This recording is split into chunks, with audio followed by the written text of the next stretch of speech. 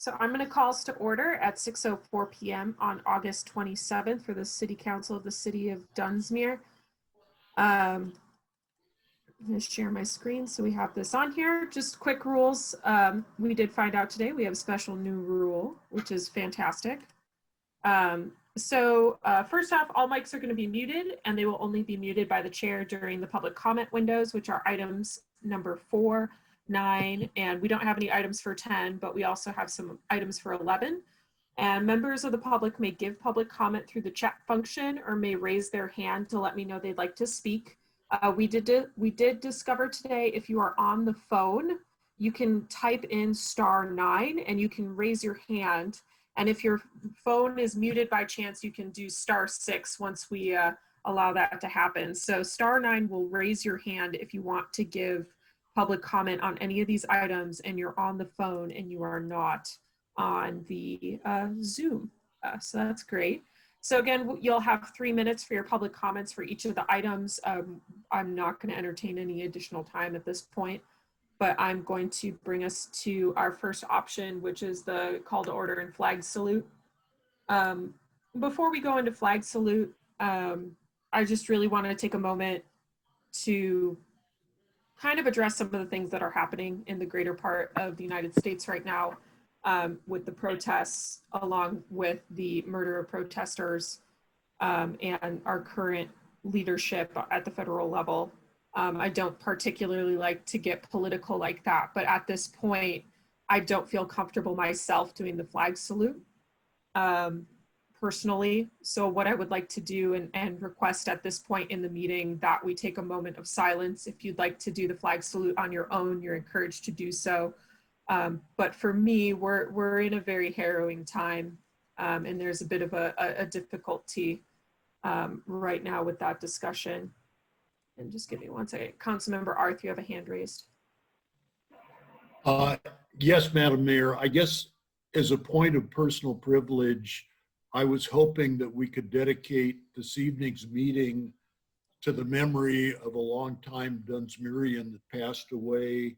Aliva Lane Graham of Dunsmuir passed away on July 18th. She almost made it to her 100th birthday, but I knew her personally, and she was very close to community and church.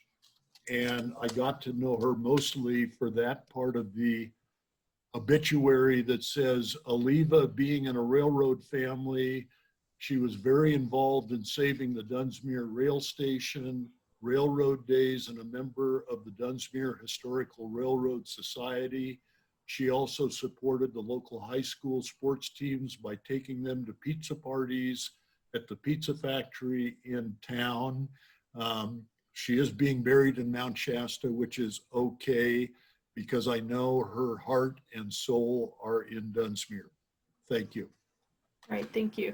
So we're now going to take a moment of silence again. I'm going to mute everyone, and then I will unmute us once we are done. But if you'd like to personally do the flag salute, you may still do so, and I encourage that if you'd like. But for me, it's a moment. A lot of my family is in Kenosha, Wisconsin, and Milwaukee, Wisconsin. And so for me, this is something that I feel needs to be respected. So thank you. 1 moment.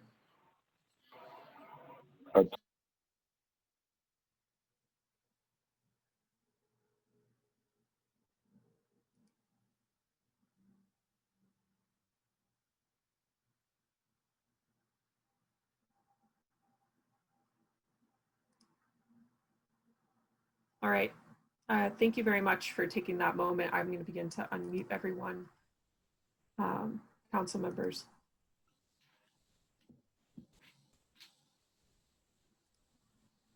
All right, everyone should be able to unmute themselves, council members.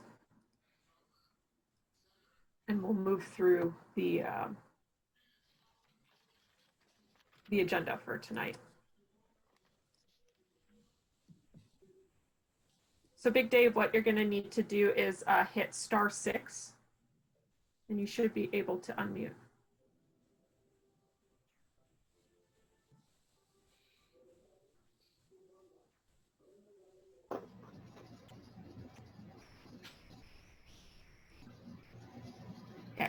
we'll work on that technical difficulty as we move into roll call. And Wendy? Let's start. Am I unmuted? Nope, you're good to go now. Okay, roll call. Council Member Arth.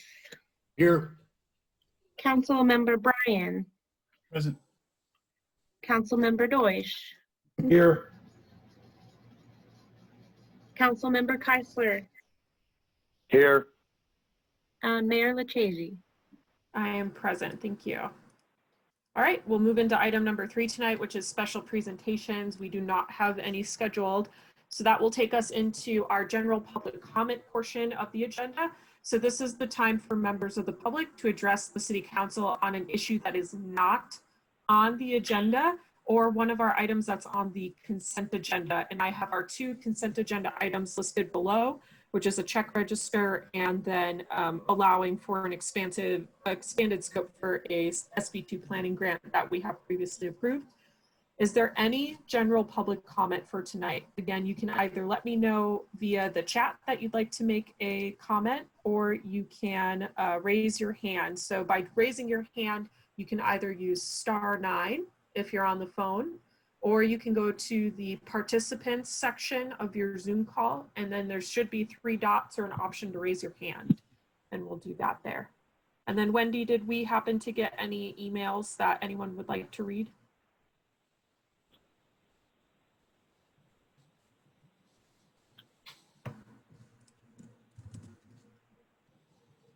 All right, I don't see any hands, and I did not get any emails myself, so I'm going to move us along to item number 5, which is staff and member comments. I'm going to start off our staff and member comments for tonight. One of the things I wanted to notify the public of, as well as just remind our City Council members, there have been some changes to the conflict of interest and disqualification requirements for items on agendas.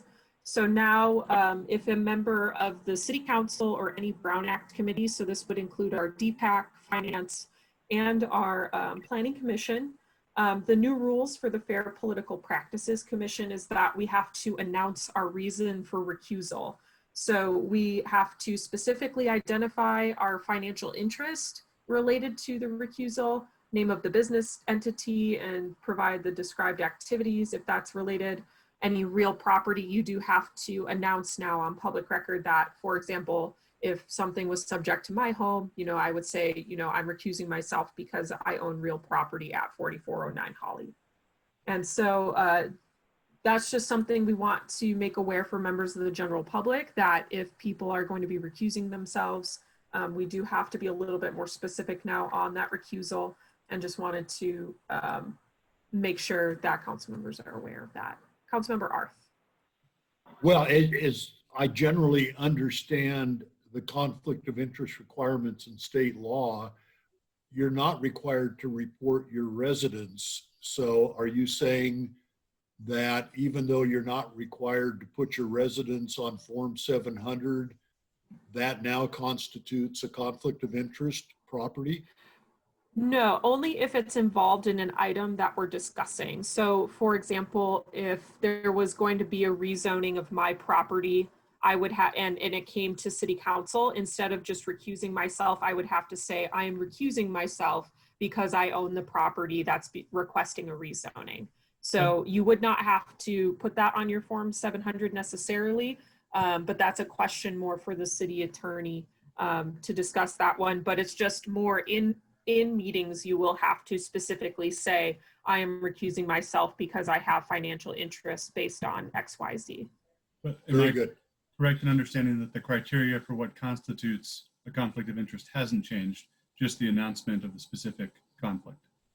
Correct, yeah. So yep, that I just wanted to go over that, make sure everybody was clear on that one, because that was the change. And then as far as any other comments, you'll see at the end of the meeting on future agenda items, just for myself, I'm working on the City of Dunsmuir's Prop 68 per capita grant application right now.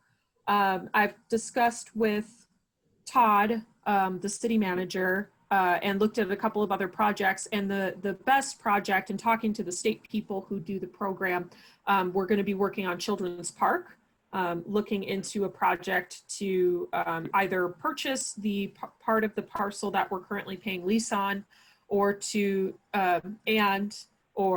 redevelop that park with an ADA compliant playground. So we'll bring that to the next meeting, and I'm just putting together that for council discussion on the final project for that application. Other than that, just mainly been doing day-to-day things, nothing super specific at this point. So any questions for myself before I move on to other council members?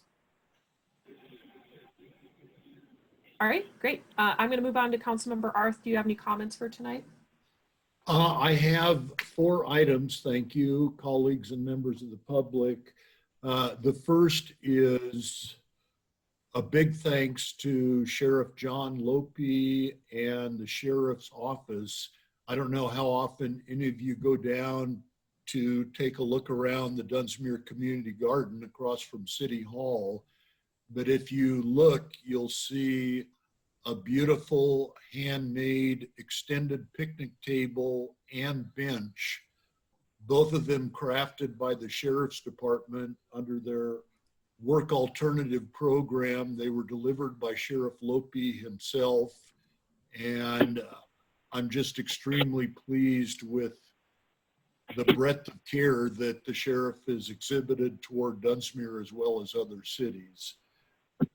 The other is to inquire as to what happened to our face mask resolution. This is actually a fairly important issue in our community. I get talked to a lot about it, and I did expect that it would be back on our agenda tonight. The third item is with regard to our new vacant and abandoned building ordinance. I'm seeing more and more tagging on empty buildings downtown, specifically the Travelers Hotel, specifically the Napa Auto Parts building, as well as several others. And I do subscribe to the first broken window concept. The more the city lets this go on, the more others are going to think it's okay to do. So I'm really hoping we start our enforcement program around buildings that are empty or abandoned. And my last item is to simply note that it seems like even though we haven't suspended the protocols that we all agreed to, there are no longer pre-agenda meetings. And as a result, the agenda for tonight, there's a lot of things we should be talking about if we're going to have a prosperous future that are not on the agenda. Thank you. Thank you. Councilmember Keisler. I'd have to concur with the agenda part about what Mr. Arth said. I was saddened when I read about Sheriff Lope's retirement, because he's been a key player for the city of Dunsmuir. And I will miss him, but I have total confidence in Outman. He's a great man.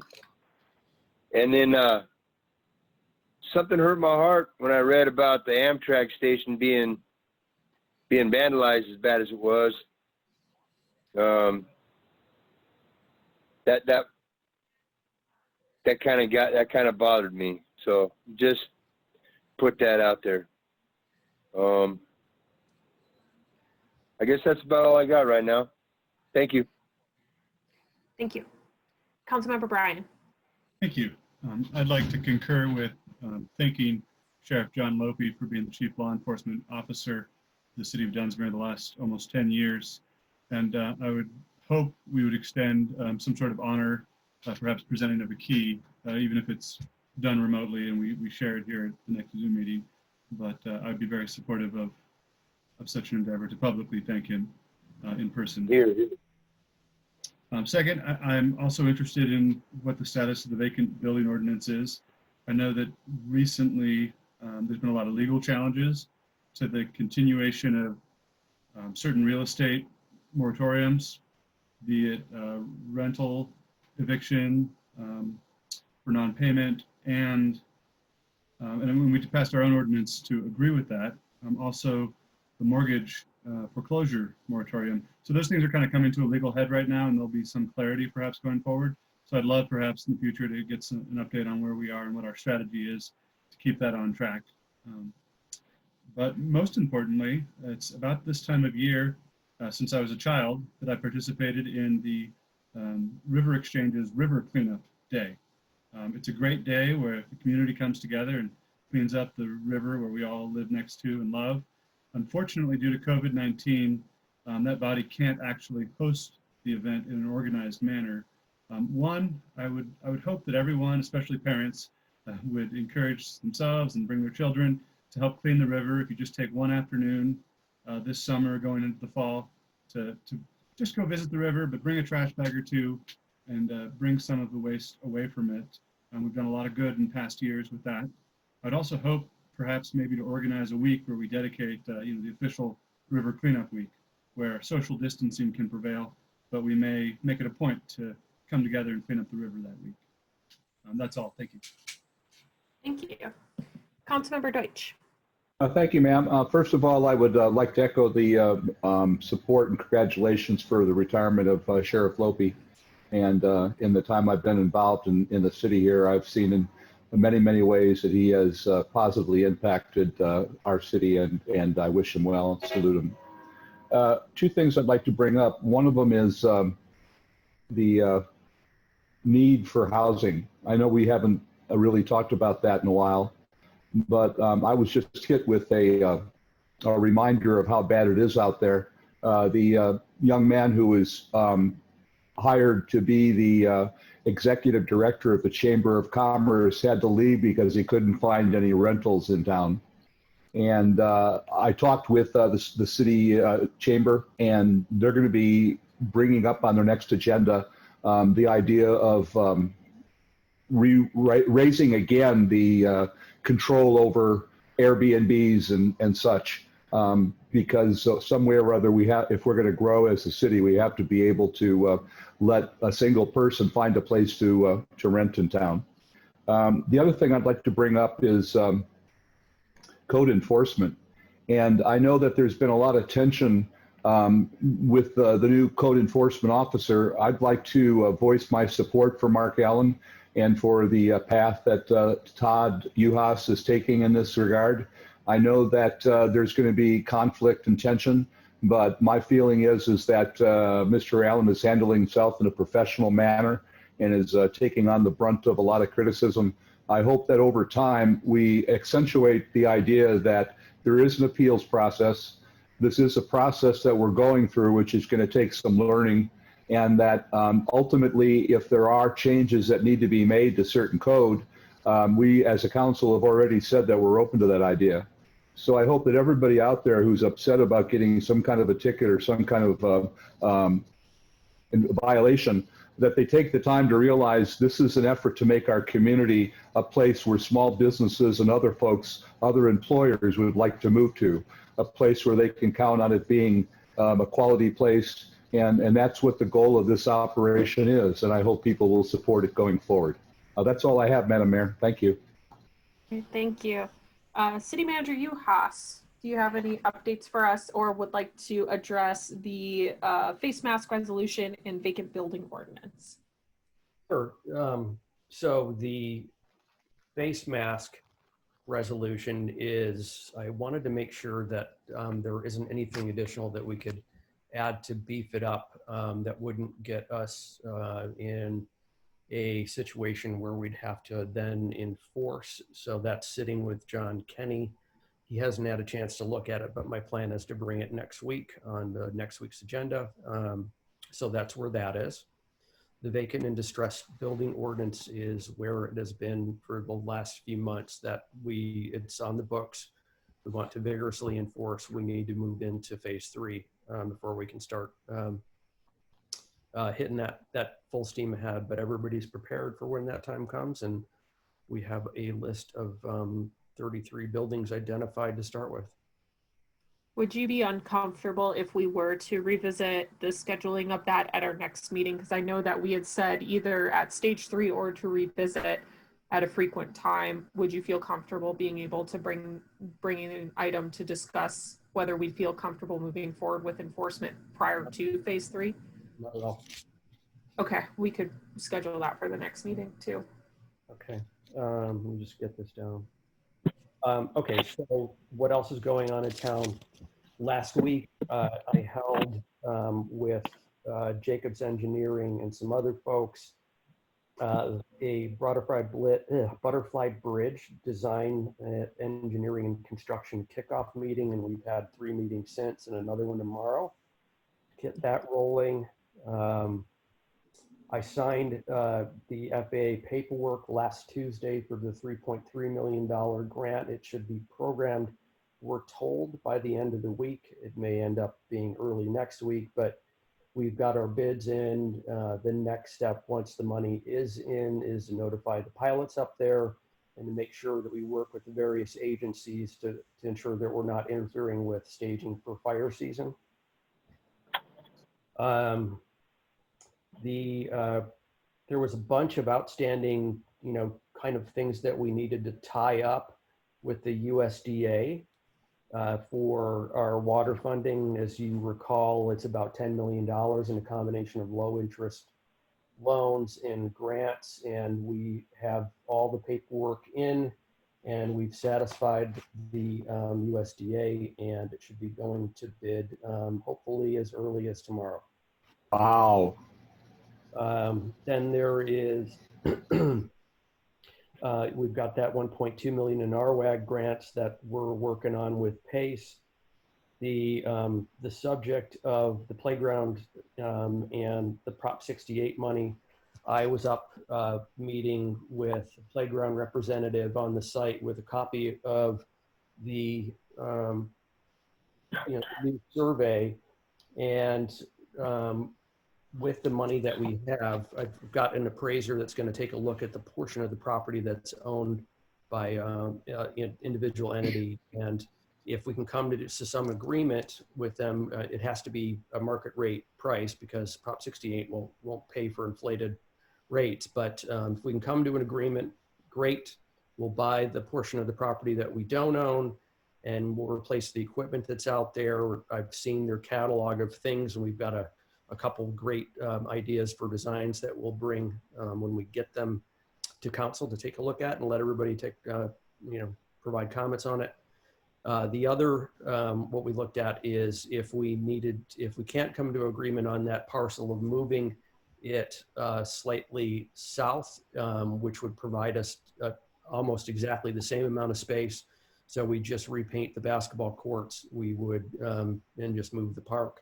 And actually, it's potential that could even be done cheaper, but I'm getting the playground person to come up with rough ballpark estimates for both approaches. One being, for the demo and moving it, and the other with, an underlying amount to be assumed for the purchase of that property.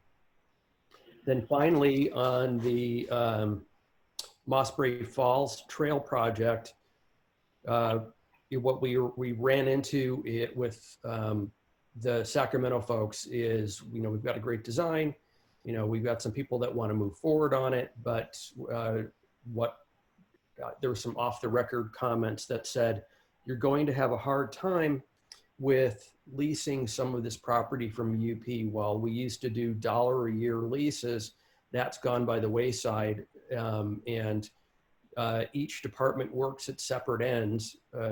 They've got their own objectives for those departments. So real estate is going to want to extract as much as they can, where liability will want to sign, and public relations will want us to sign for a decent rate. And what the suggestion is to go through LaMalfa's office, Congressman LaMalfa, and to exert some pressure from UP at the top, at the president level, and the director of public affairs at the DC level, to say, move forward on this project, even though it's very local. I've reached out to LaMalfa's office, had a long conversation with them, and I am waiting for a call back for from a specific representative to get all this information down and then get a meeting together of the Trail Association, myself, and LaMalfa to see if we can exert some pressure from DC on down.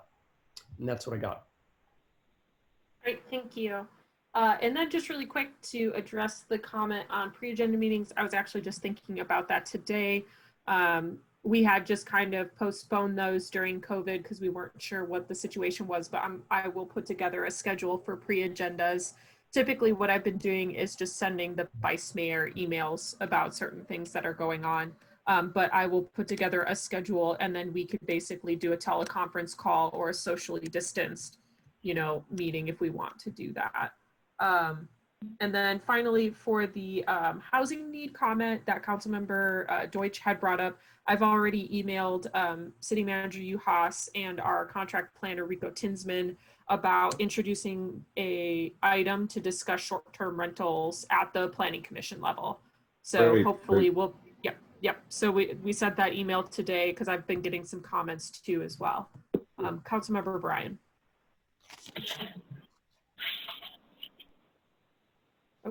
Oh, sorry, you're muted. Okay, that makes sense. Should be able to unmute yourself. There we go.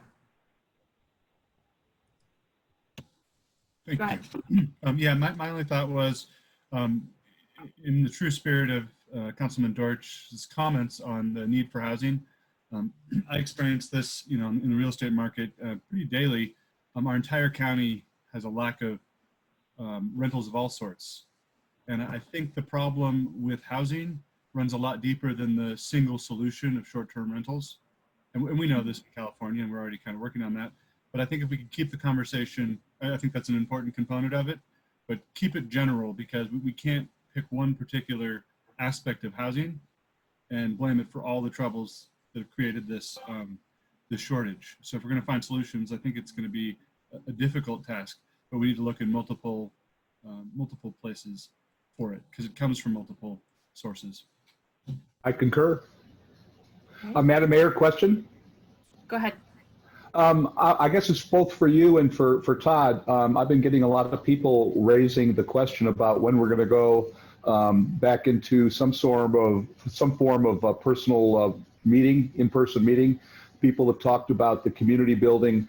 I'm not advocating it, I'll be honest. I'm one of the more cautious people, I think, among us, but I thought I at least should raise it so the conversation is out there. All right, thank you. Yeah, it has come up before. And, the big thing is the advice that we're getting from the state of California is to continue to do virtual meetings. One of the issues that we have moving to a building is that we would have to abide by the new vacancy or the occupancy, the halved occupancy of buildings. And the other thing that conflicts with that is we have to allow everyone within the meeting for Brown Act committee meetings. So then we have to make a choice of, if we happen to have 15 people show up and we only have an occupancy of 14, we have to tell someone they can't come in, which is then against the Brown Act. So we end up getting pitted between multiple different laws and regulations, and portions of the Brown Act have been waived, which is why we're able to do virtual, among a couple other things. But unfortunately, the occupancy and openness of the meetings have to be there. But I understand the difficulty. I know some people don't like the Zoom meetings. I think now that we're getting more savvy at using phones and having the call buttons for people to raise hands without having to be on, a computer is going to be much more helpful. But again, yeah, I understand. Unfortunately, the state of California's guidelines are recommending we do not meet in person to not violate those pieces. Thank you, ma'am. Yeah. All right. Are there any other comments for tonight from staff or council members? Seeing none, I'll move us into item number 6, which is committee reports. I did not have any committee reports on the agenda, but I think there was a finance committee meeting, if I'm correct. Yes, there was a finance committee meeting. A great deal of things were discussed. The most important is we're continuing our ongoing investigation into what at this point looks like, at least in the first year, financial year 1920, a 16% shortfall in the projected revenue of sewer compared to its 5-year plan. So we're continuing to investigate that, and PACE should be helping us try to figure out where, and we'll have more coming in the future. Thank you. Council members, any questions? Councilmember Arth. Well, the chairman, we did, I believe, take 2 formal actions, one of them relating to some of the FAA money going from the airport fund to the general fund, and the other is a recognition that our 5-year water plan, as constructed by Pace Engineering, has expired. And so we adopted the practice, all of these are going to be recommendations to the full council, that at least on a 6-month basis at the finance committee level, we have a check-in with Pace as to what the timeline should be for underperformance in either the 2 revenue funds, enterprise funds, water and sewer, and recommendations for a timeline with Prop 218 for those of us that have been through the 5-year plan and the adoption of new rates and revenues. We are trying to keep a close look at both of those. Yeah, and to clarify, we have our 5-year water plan has currently expired. So we're waiting on funds from the state. Todd can fill us in with more before we pursue that planning process. But both should be underway, a correction in sewer if needed, and the regular water new 5-year plan this spring, we anticipate. The airport fund, the recommendation there was that the $20,000 from the CARES Act we received, that we use it to repay the general fund for part of its debt. That'll save us money on interest for having it off the books and lowering that amount. And we understand it's able to be spent there. Okay. I had a question if I could. Go ahead. Yeah, I just wanted to raise, when we talk about the idea that the current plan, the 5-year plan, has expired, one of the things that I think needs to be brought to the forefront is the idea that the nature of that plan was to get us to a point where we are now, where we're able to tap into the grants and the loans because we have our rates at a certain height. And I would think that coming out of that, leveling off then, if we will, that the thing we should be looking for from PACE should be along the lines of, let's look at what we had on the plan and let's look at what wasn't done or need to be done, and then kind of see if we can maybe keep these rates where they are because we are above that percentage point. So I just wanted to get that into the conversation before it slips away. Definitely. Yeah, well, we will definitely have a much larger. Sorry, I'm just going to say, before we get into too much discussion, this is going to be an item that's going to come back to us. So Councilmember Bryan, is there anything you'd like to add just to wrap up this item? No, the exact point recommendation was that we revisit this every 6 months so that we don't fall behind by any large amount. Okay. All right, thank you. Are there any other committee reports? Oh, well, I have to confess, Madam Mayor and colleagues, I missed the Regional Water Action Group meeting last week. I had a conflict I couldn't resolve, so I don't know if anyone from the city of Dunsmuir or Mount Shasta was on that particular Zoom meeting, but the agenda looked fairly tame.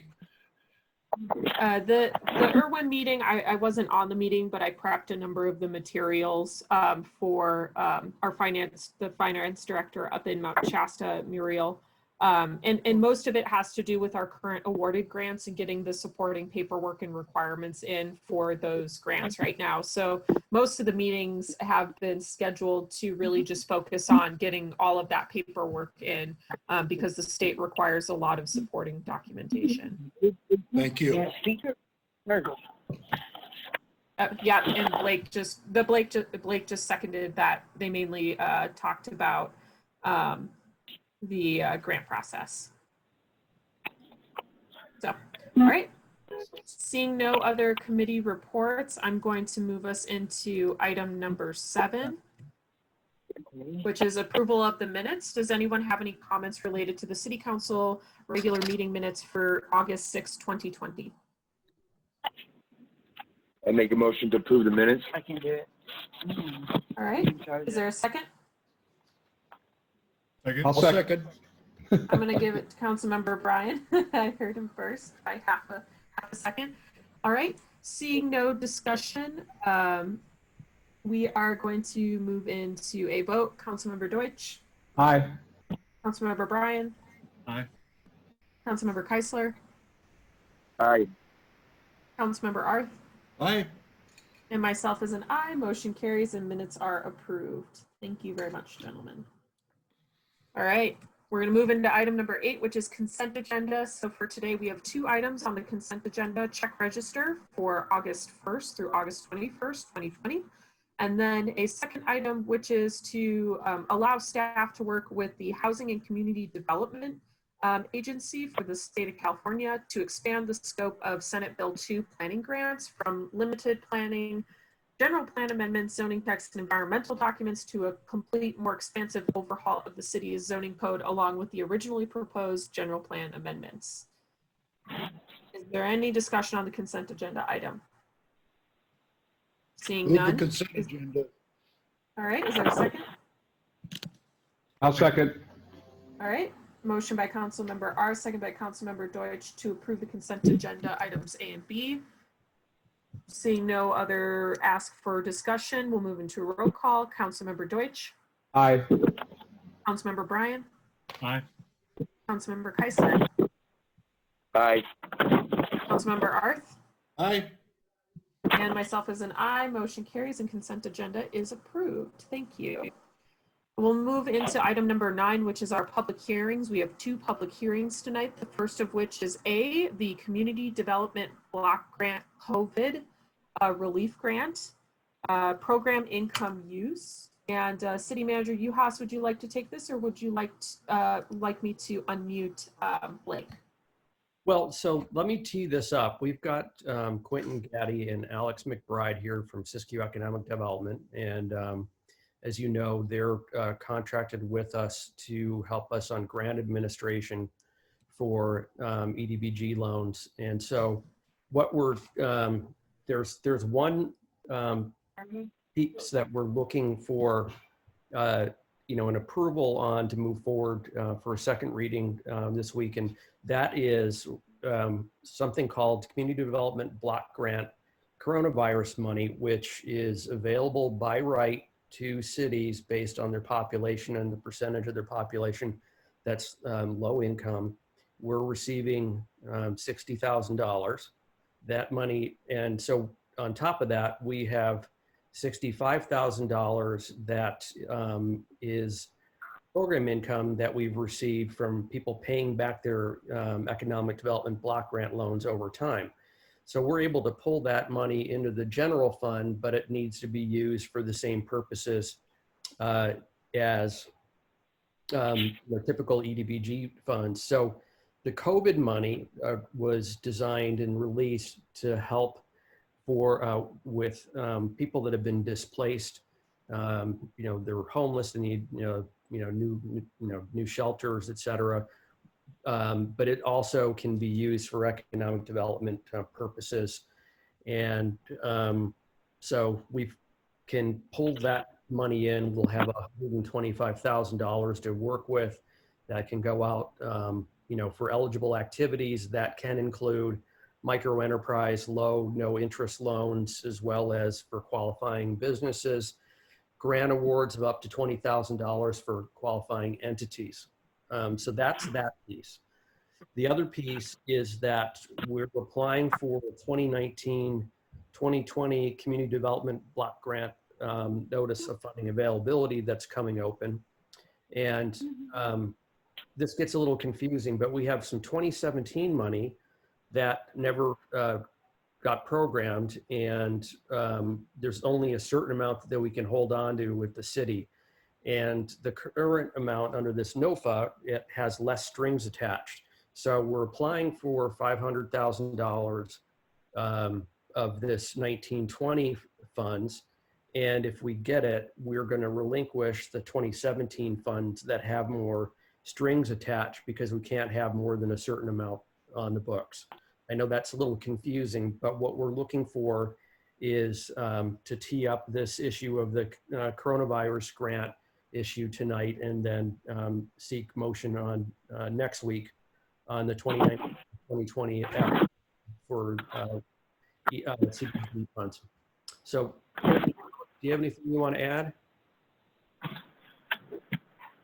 I don't. Do you want me to see if Alex wants? Alex, do you want to make a comment or add to anything that City Manager Uhas has given us? Hi, this is Alex McBride. I'm a program manager with the Siskiyou EDC. Just wanted to say thank you for the opportunity to hold this public hearing. We're really looking forward to assist our businesses during this time. And so we find these funds are pretty important. They're going to be coming into play, in the next 6 to 12 month period where, the federal funding is going to run out, and having these funds available locally and available to our small business community. We just find it super important, and we thank you for the opportunity to make comment, and we're happy to answer any questions here too. Just May I have a question? Yeah, I'll go to you first. Just clarification for procedure. Alex, do we need to do a public hearing for both CDBG items? So 2 separate public hearings, or can we just do one? I think it's just one. Wait, sorry. She's so quick. Sorry about that. Go ahead. Yeah, no, you're good. We technically need to have 2 agenda items to qualify. Okay. It's, just semantics with the grant application. They have to be separate agenda items. Or we can do them at least, in one meeting and post it all, but it just needs to happen in that sort of order. The public hearing first and then the resolution for each. Okay, sounds great. I'll do I will separate those 2 public hearings then. Granted, they're very intertwined, so it's a little hard to separate the 2, but I will definitely have one for each. Councilmember Deutsch and then Councilmember Arth. Well, I think that pretty much answered it. And I guess the B in there is just for information, but what we're talking about then are 2 different items and not 3. Yes, it's just 2 different items. Councilmember Arth, go ahead. I am obviously delighted at the staff initiative to go after these funds. When I read it, I'm unclear as to the lead agency coalition. Are we requesting $600,000 or so for the city of Dunsmuir, or are we requesting this for entities other than the city of Dunsmuir as well?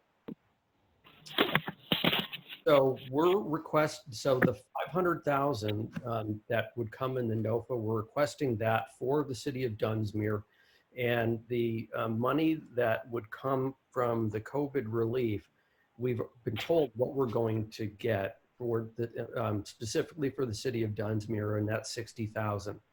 And then we have an additional 65,000 that's just been sitting of program income that will be pulled in and used for the same sources. So it's getting up, there's if we were awarded the NOFA, there's some money that would be pulled for administrative costs, but we're talking about, a little under 600,000. So I also have Quentin, if you want to speak up and answer that as well. Yeah, so including Dunsmuir's program income being allocated, the total CV1 program for this round 1 will be close to 700,000. And the way that's going to work is every jurisdiction's allocation. For example, Dunsmuir has 60,000, Mount Shasta has 70 something, Wairika has 80 something. They're going to divert a portion of their administrative costs that will be split between us and Dunsmuir city staff. So Dunsmuir will serve as the lead applicant, which will have the administrative responsibilities of dealing with the California Department of Housing and Community Development.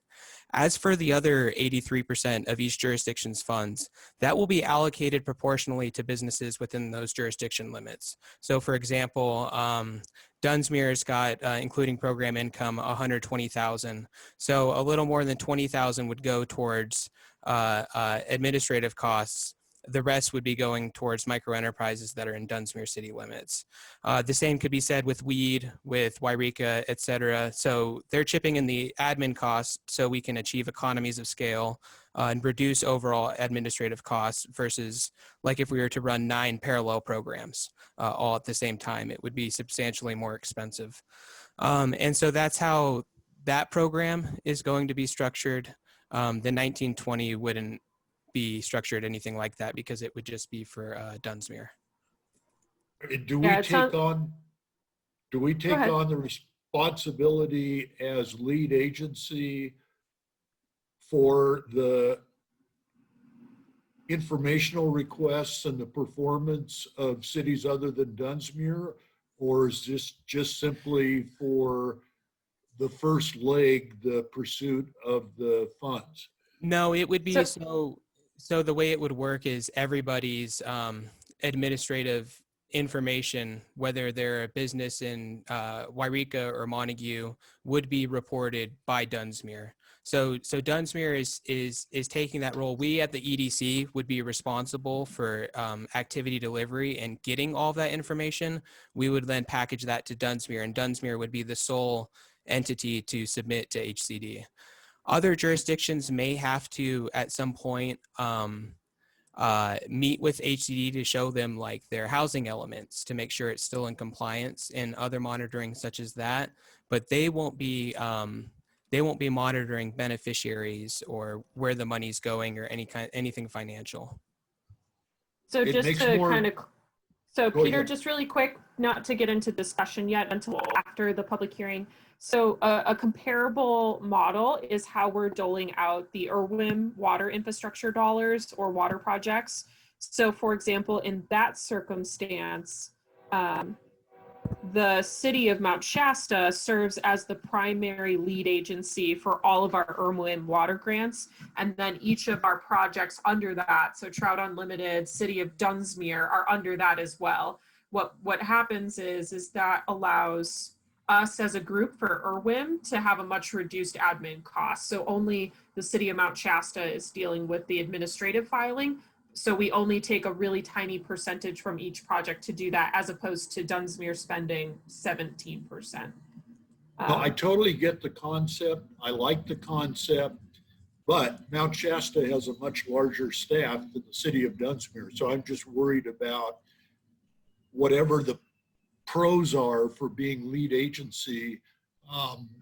Is it going to impact over the next 12 to 24 months other things that are higher priorities? Is it going to be a burden? It shouldn't be, because SEDC is also assisting with the admin facilitation.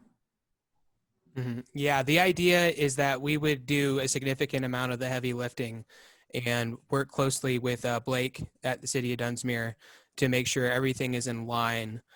So his job is simply serving as a messenger and making sure all of the reporting deadlines are hit, things like that. We're anticipating doing the lion's share of the work.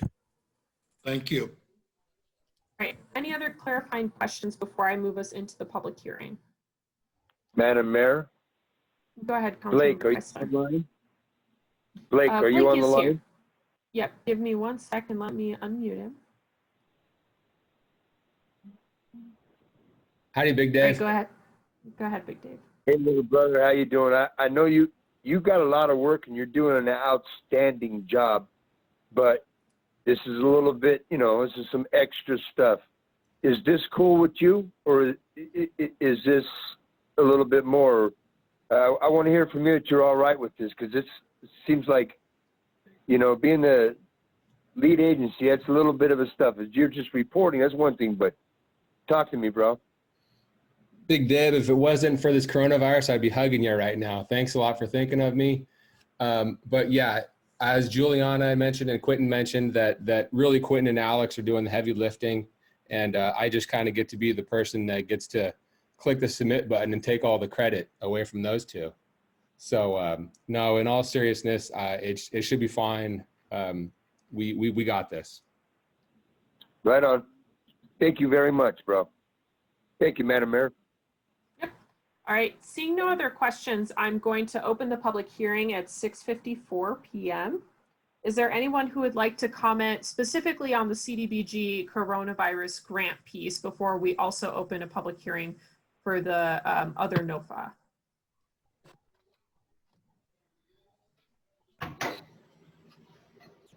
Right. I'm not seeing any hands or comments in the box. So I'm going to close the public hearing at 6:54 p.m. And we did not get any move. in the mail either. I'm sorry, what was that? We didn't get any in the mail either. Oh, okay, thank you. Yeah, and same thing for item number B, or letter B. Correct. Okay. So for formality's sake, at 6:55, I'm going to open the public hearing for the 1920 CDBG NOFA. If anyone would like to publicly comment on that as well.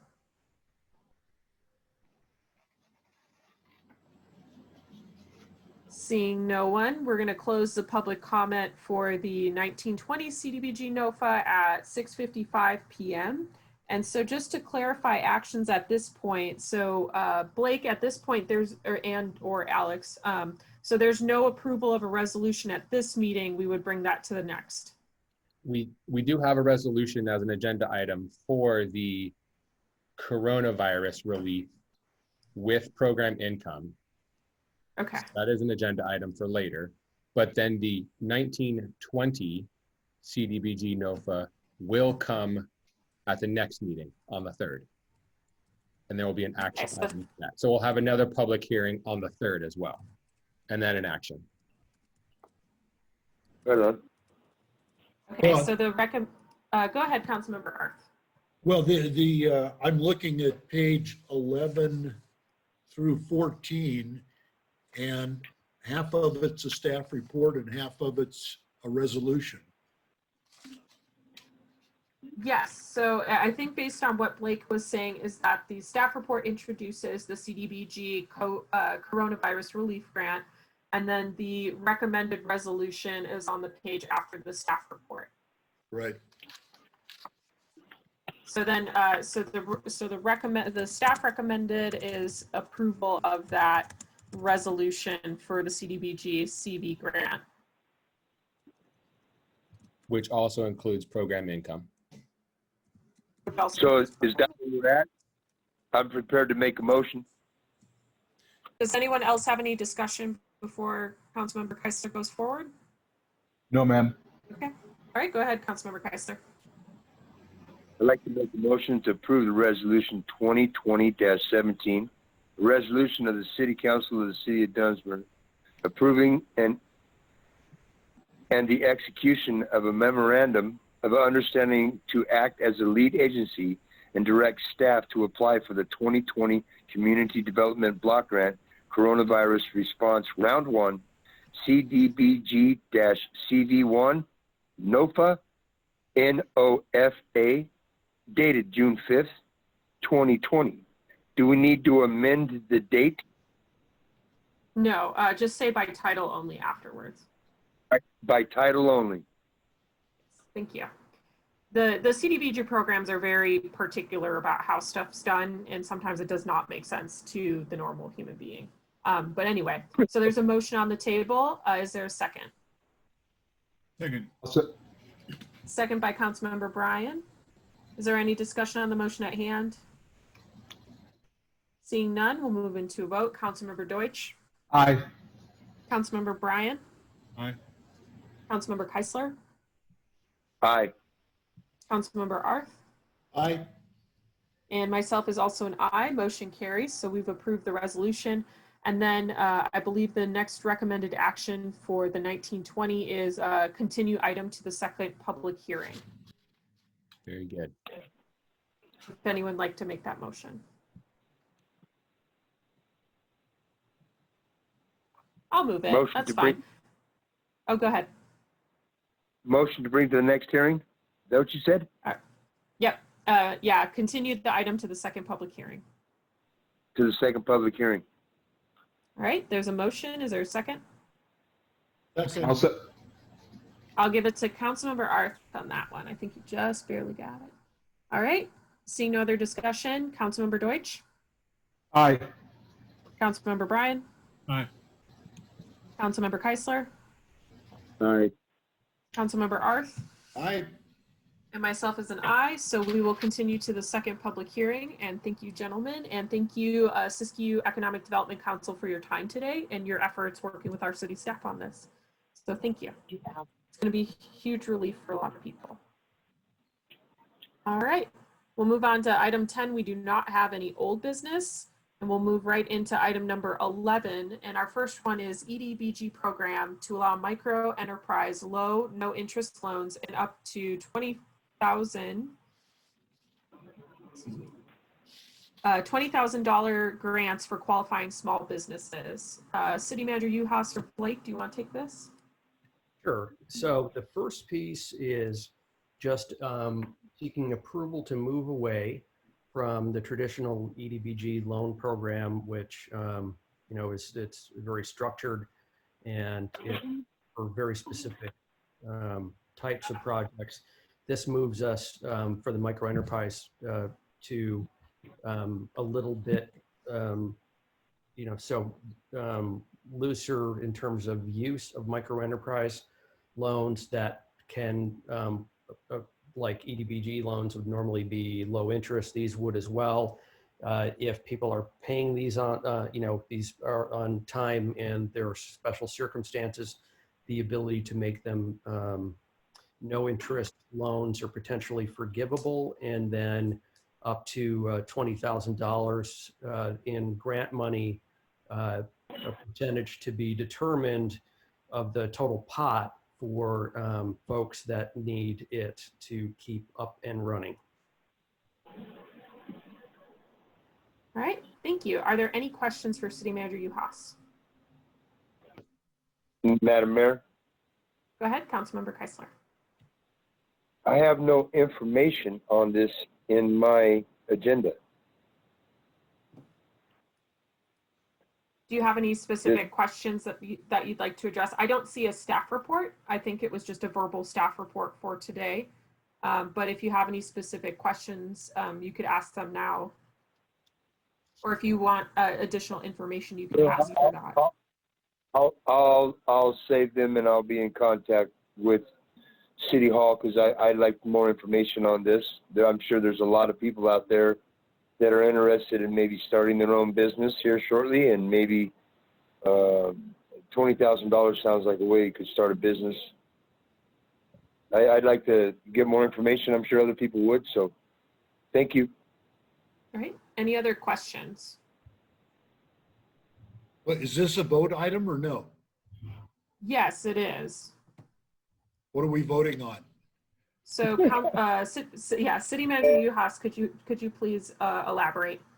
Yeah, so what we're doing is moving away from the traditional economic development block grant loan program to something that's more nimble. So would still involve micro enterprise loans, but with more flexibility to the type of business we loan to, as well as introducing grants out of that EDBG money for small businesses. So it's creating more flexibility and creating a grant program. So the loans So you're are looking, 20,000, is that correct? Just the grants are. Yeah, Possibility of a the grant. loans are, it's dependent upon need, and we would go through some form of loan committee, and we'd need to make sure that it's collateralized and everything else. Well, so more flexible, is it tied to job creation the way the old Yes. program was run? Mhm. The loan section? yes, I believe that's what City Manager Uhas had said. Are there any other, sorry, go ahead. Yeah, I just, if you could elaborate on the more flexibility or more flexible, in what ways or is it different from the traditional EDBG loan program? Well, we can do this for smaller amounts. I'd have to get into the documentation and take a look at exactly what the differences are, but it allows, I would have to bring that back, or if you have questions, I could bring it in, but it just provides a little more flexibility in how this money's used. Okay. It sounds like we're probably going to want to look at more details. So maybe this is an item that when we get to discussion, we could continue to next week. Yep. But are there any other clarifying questions for today? Well, I guess I want to throw this out there. I've got to admit, I've always been confused. What's the difference between the CD, which is city or was it community block grants, and then ED, Correct. which is economic? So when we're talking community, we're talking individuals?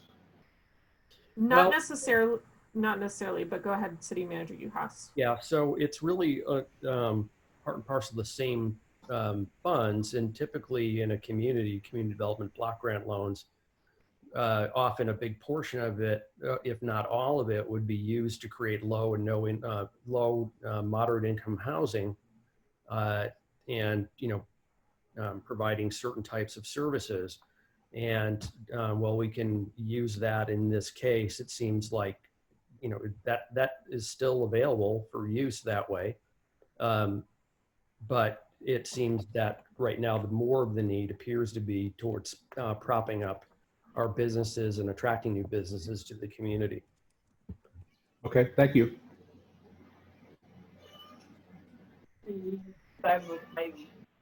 All right, are there any clarifying questions? It looks like we might have lost Councilmember Arthur for a second. Let's see if we can get him back on. All right, Councilmember Arthur, we lost you for a moment there. Do you have any other questions? I got kicked off by my internet provider. Yeah, interesting. There's a couple other people with comments about having some connection issues on their end. So we had talked about this item will most likely come back at the next meeting, but do you have any clarifying questions at this point before I open this up for public comment? No, I just think in terms of public comment, there should be a little more substance. I don't know if this is a tiny change or a major change, but I think it's potentially very important to our business community. So there should be a little staff report and resolution, I think. Thank you. Okay, thank you. All right, I'm going to move us into public comment. Are there any members of the public who would like to comment on the Economic Development Block Grant Program to allow micro enterprise no interest loans and up to $20,000 grants for qualifying small businesses?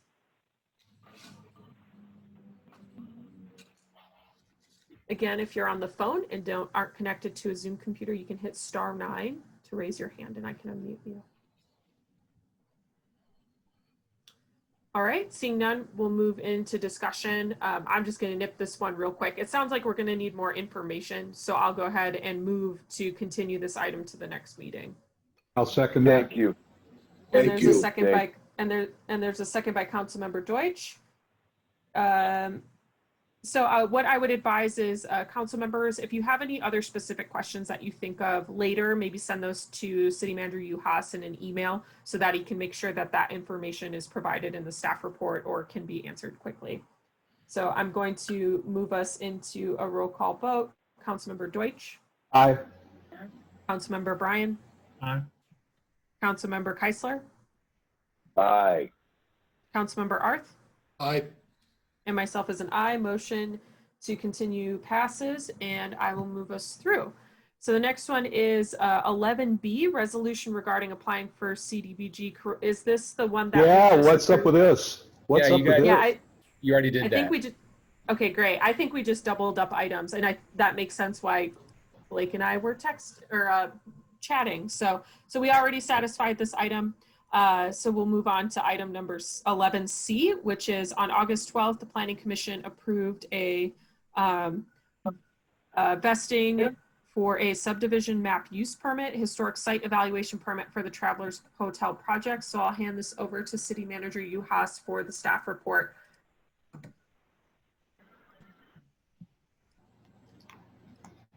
So yeah, we're just looking for a resolution for us to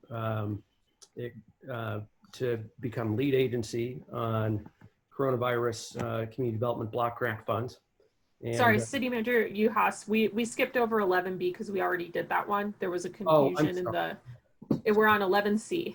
I'm just writing notes. Okay, so this is purely informational, and Okay. it is just an update on the Travelers Hotel project, in that they went through the Planning Commission and like it says, approved vesting for the subdivision map, basically their use permits. They had a historic site evaluation permit completed and they're moving ahead. And Rico and I are working very closely with them on everything from getting enough power to that location, potentially vacating a portion of city-owned land that's abuts right up next to that building, and other issues to try to get them to smooth the path for them so we get some more economic development going in the city. Todd, could you give us a rundown of what the overview of the type of building, what they're going to be doing with it, retail and co-ops or condos or what? Just really quick, are you guys able to see my screen? I think I pulled up the staff report with the background on the project. Yes. Okay, great. Okay, go ahead, City Manager Uhas, if you want to go through that then. I just want to make sure it was up there for people to read. So basically there'll be ground floor retail, and it will be condominiums with 28 residential units on the floors above commercial, so on the second and third floor. And I'm trying to think, there was one other piece to it. There are two residential units on the ground floor and a common area that they're planning. How about parking? That's an issue. We're working with them on trying to find, I think it's 5 additional spaces that we need, and we've got some city-owned property. We've talked about, can we do angled parking there? That hasn't been resolved yet, but it's an ongoing issue. Thank you. I have a clarifying question about what this overall process looks like. And this is informational only, and I really appreciate that. But will we be revisiting details of it periodically, or is there kind of a schedule in mind? No, yeah, we'll be bringing it as we move through the process and just kind of letting you know where we are. We still got a long ways to go. Okay. So like we'll see the CCNRs before they're adopted and Absolutely have some input in that. Yep. Okay. So I pulled up the site plans for the item that was given to Planning Commission. And so if you can see, there should be a colored structure here. The blue sections are commercial, green is residential, and yellow is common areas. And so this would be the first floor of the Travelers Hotel that Todd was explaining really well. And then here would be our second floor, which is, as you can see, mostly common areas and residential units. And finally, here's the third floor, which is the residential units, common areas again. So that's all within the packet that's available. So Councilmember Arth, you had a question?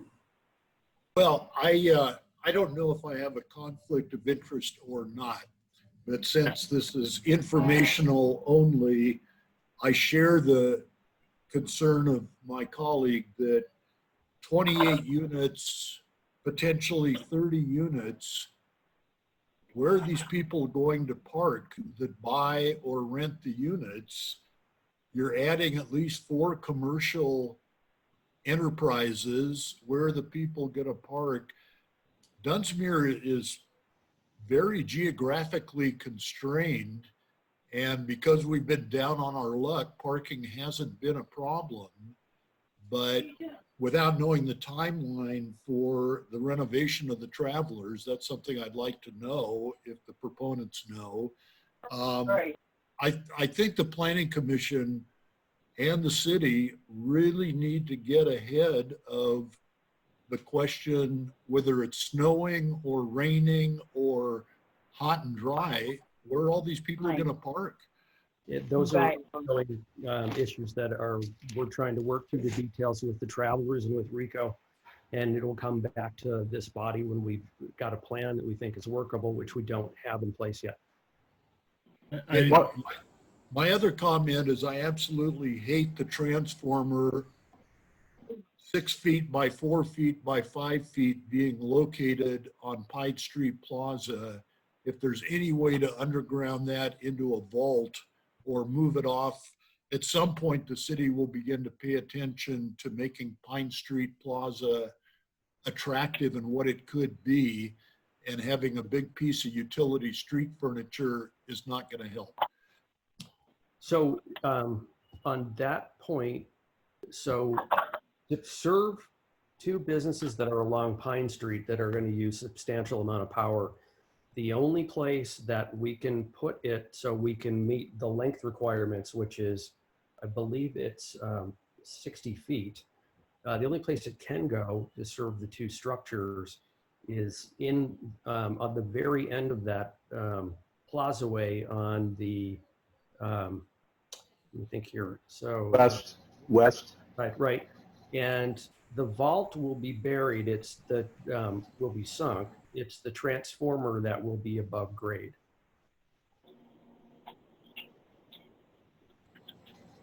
Madam Mayor. Can we make it pretty? Can we put lipstick on that pig? So yeah, so it has been reviewed by Planning Commission, which is typically the agency that reviews the architectural requirements.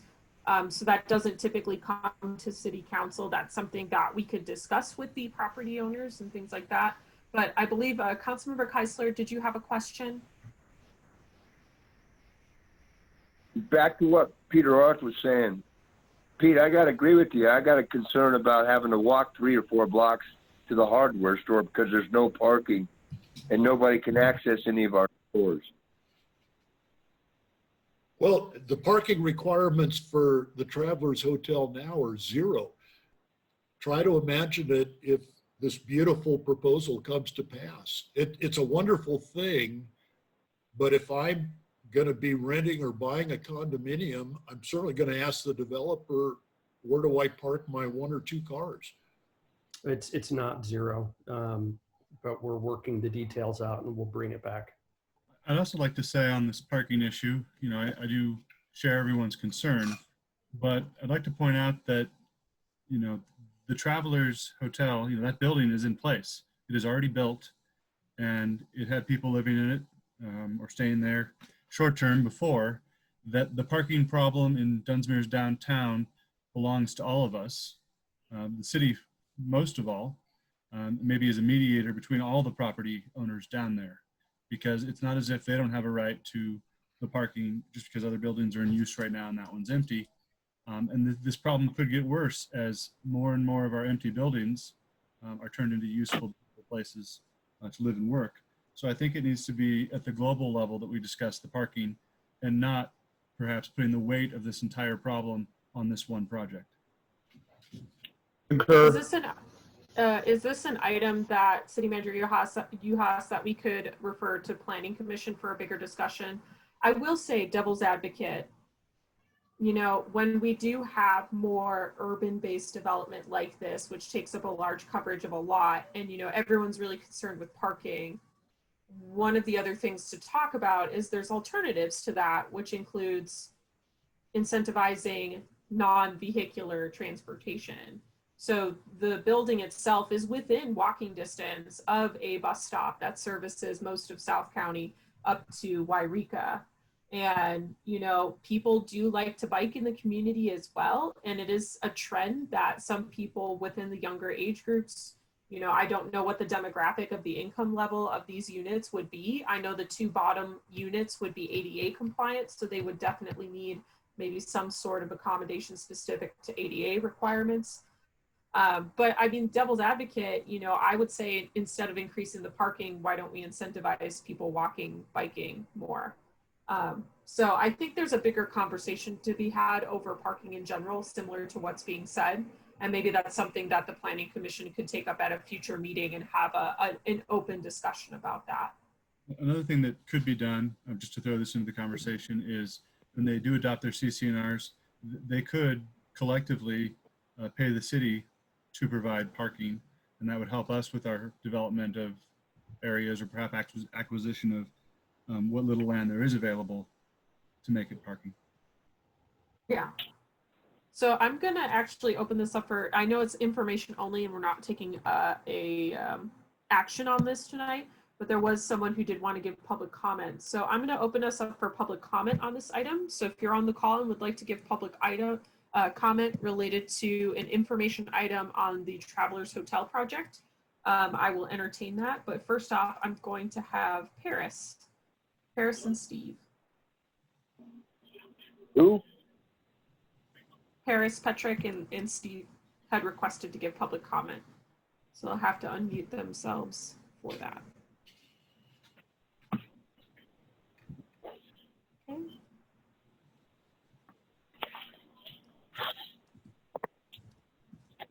Oh, we might have lost them.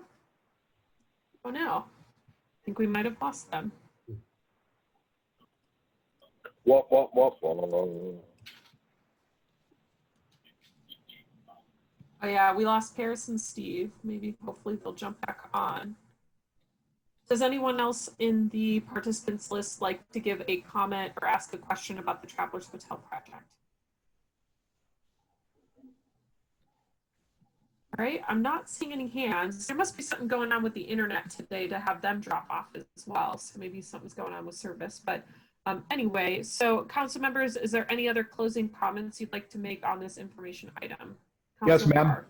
Oh, I'll go Councilmember Arth and then Councilmember Deutsch. Well, I sort of asked in a narrative fashion if the city staff is aware of the timeline to go from where the building stands now to what they're proposing as the remodeled Travelers. That seems to be changing between very end of 22 to 23. That isn't fixed yet. What? Just to add one piece, the Travelers has come before the Planning Commission and talked about the parking issue, and they've gotten guidance on it, and they've got stuff to resolve. So we'll be back and giving you guys updates, and the Planning Commission's got to be okay with it, and they've got to resolve their, their lack of parking. I would encourage them to do a better job of maintaining the building during however many months it's going to take. There were sleeping bags, there were abandoned clothes. The windows have been tagged with graffiti. It really is an eyesore at this point.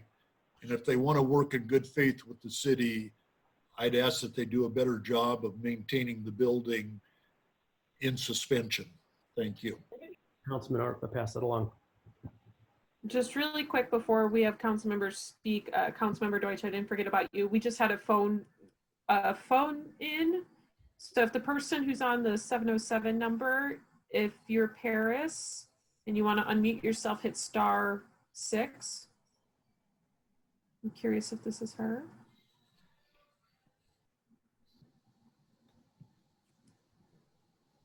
Oh, sorry. Well, yeah, here we go. So yeah, okay, I've got a hand. That's the *9. Let's see. So the only option I have is to ask you to unmute yourself, and to do that, you have to hit *6.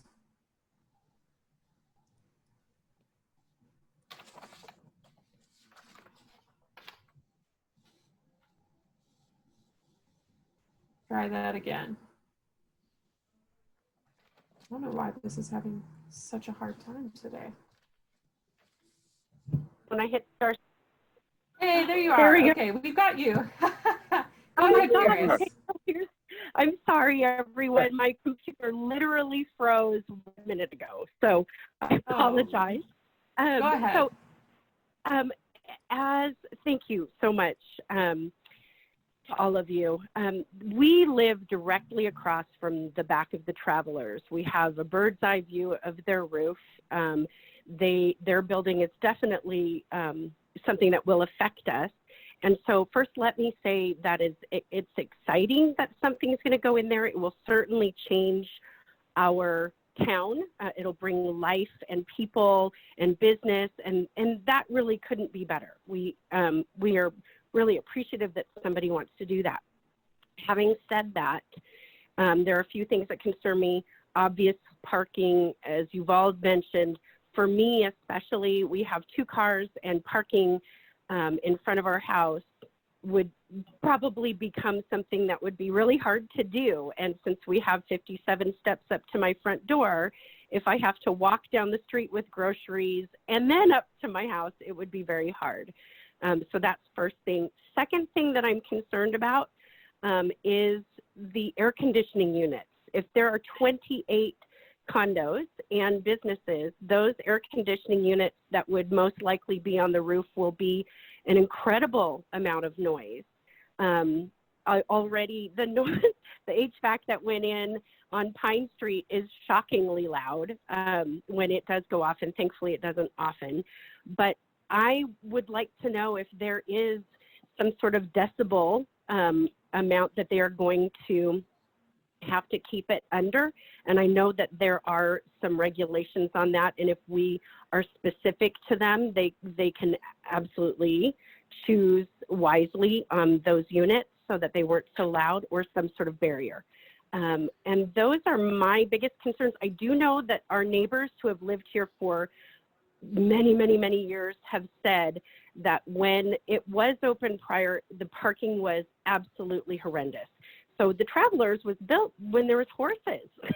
It wasn't such a big issue, but now that there are cars, yeah, it will be a big issue.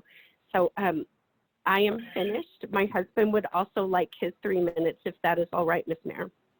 Okay, go ahead. Thank you.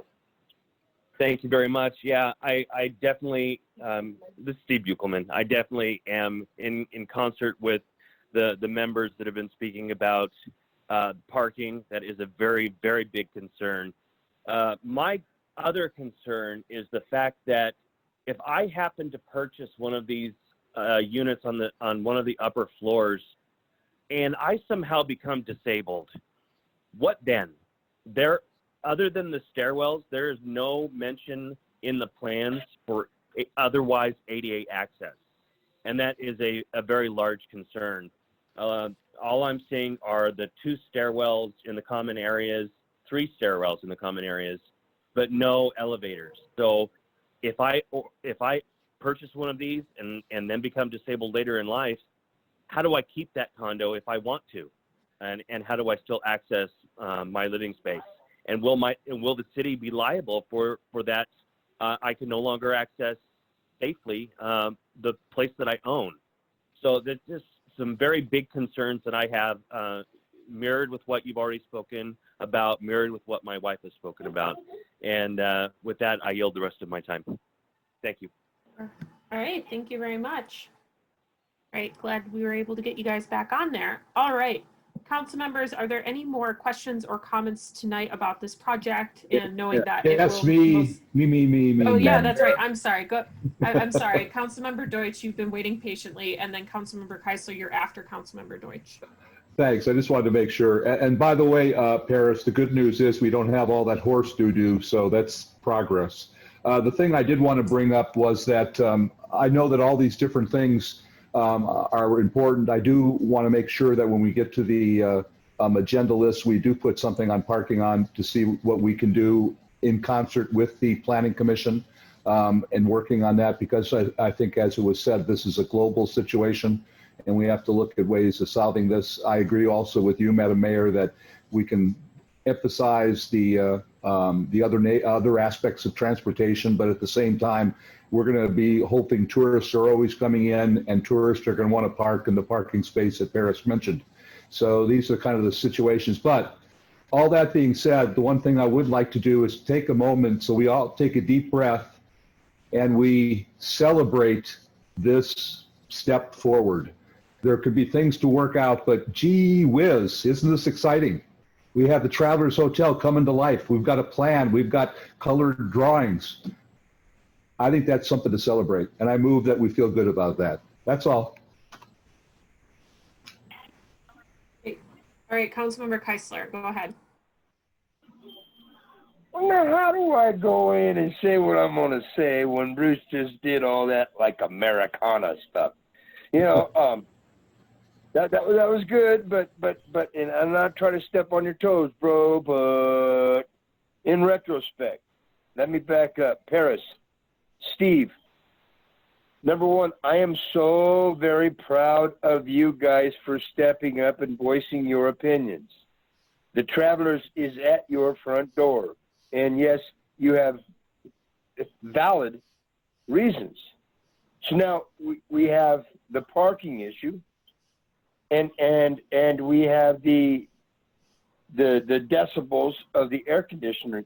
That's another thing. And there were three things. Oh, the fire issue. I happen to know a good friend of mine, Ryan. He's been working his butt off, and he's been doing a good job doing the renovation there. He's working for the people, but the elevator is being worked on so that it does work. Now, I don't know if that's going to be the answer to the handicap thing, but boom, that is a good point.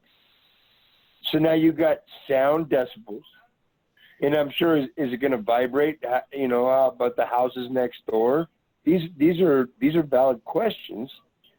So you got parking, you got the sound of, I don't know, what'd you say, 23 air conditioners, and you got ADA access compliable.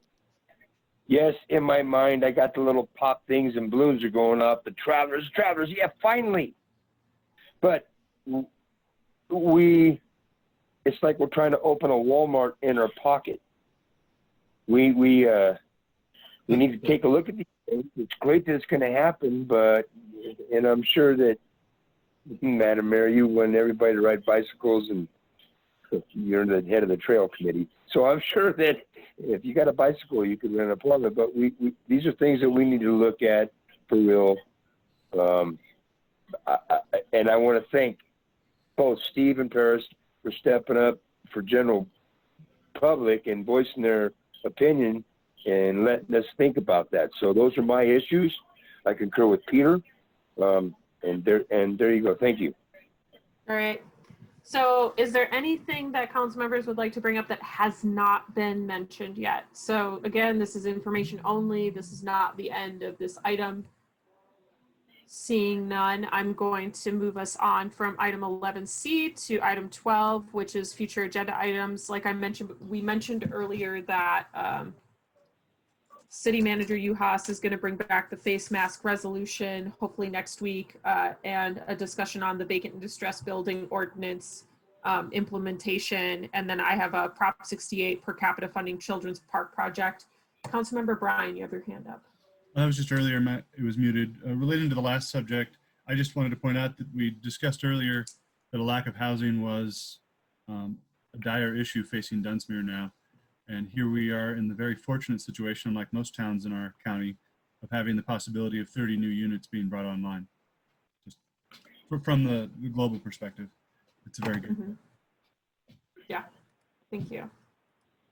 Any other items that I missed? I do have to go through my notes and look at future agenda items. We will also have the CDBG public hearing that we had earlier. And then I believe the other items that we mentioned were parking, which I will talk to Rico and the city manager about referring that to Planning Commission first to have a fuller conversation about that.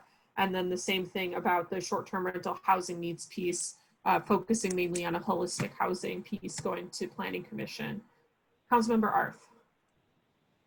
3 items. One, Charlie Brown in the football, but I did believe that you and the city manager were going to have an agenda item looking at historic district governance.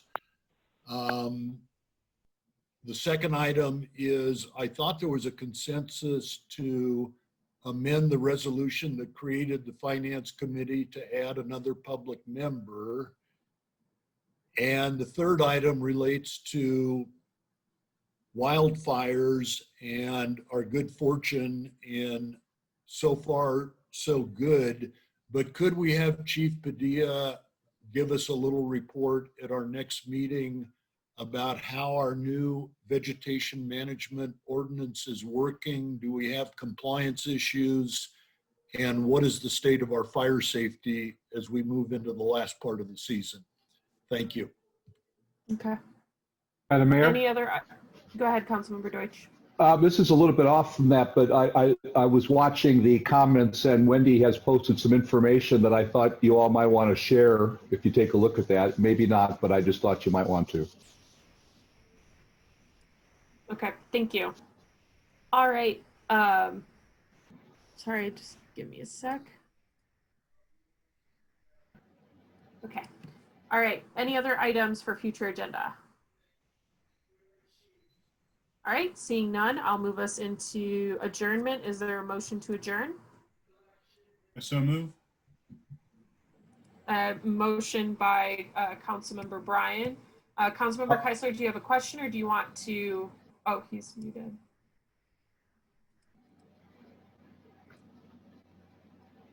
All right, Councilmember Keisler, try and hit the *6. Okay, there you are. All right, Councilmember Keisler, did you have a question? I was trying to raise my hand.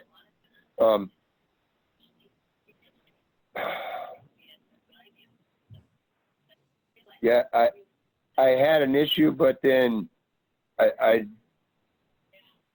lost it. I was trying to say something, but then between getting unmuted and trying to raise my hand, I lost it. That's okay. You can send us an email if you remember later. All right. No, So there's a, sorry, go ahead. no, go ahead. I'm sorry. I was going to say, so Councilmember Bryan motioned to adjourn. Is there a second? I'll second. Councilmember Deutsch has seconded. All right. All those in favor of adjourning, please signify by saying aye. Aye. Aye. Any nays? I don't hear any. All right. Thank you, everybody, for tonight. Everybody stay safe and have a good evening. And I will stop our recording.